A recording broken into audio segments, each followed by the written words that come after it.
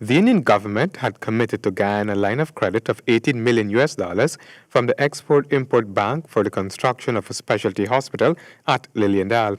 The project ran into a snag before it got off the ground properly, starting with the initial contractor, Surendra Engineering Inc., who disappeared with 4 million US dollars.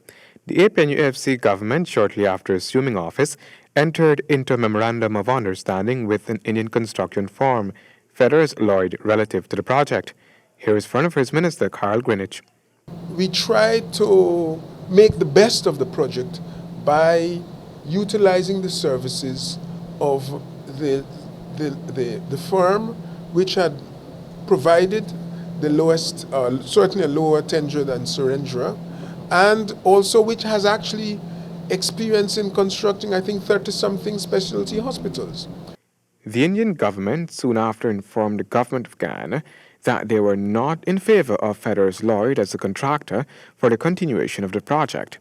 Many of these firms in a large country like India have their own politics that they're dealing with there. We may have run into a problem in that regard.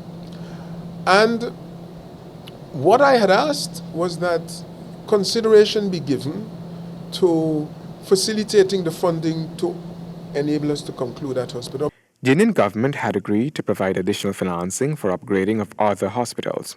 According to Minister Greenidge, that is being pursued. But what happens to the money committed for the construction of the specialty hospital remains the subject of discussions.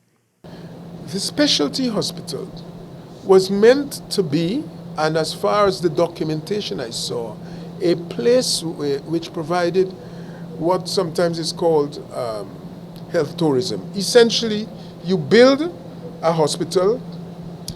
In the old days, you used to call this an enclave. You bring the hospital, essentially, like you pick it up and bring it to Guyana.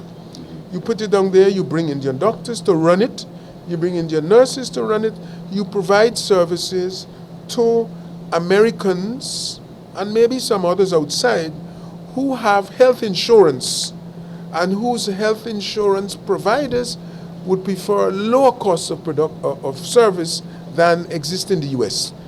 It was not a hospital intended to deliver services to Guyanese, according to Minister Greenidge.